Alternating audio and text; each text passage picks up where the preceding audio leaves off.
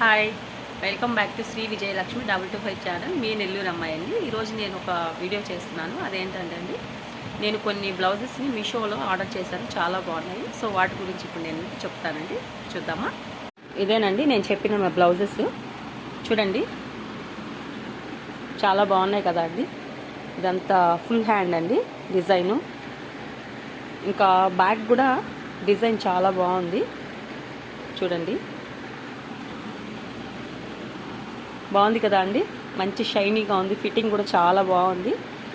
ఇదొకటండి. ఇంకొకటి ఇది అండి,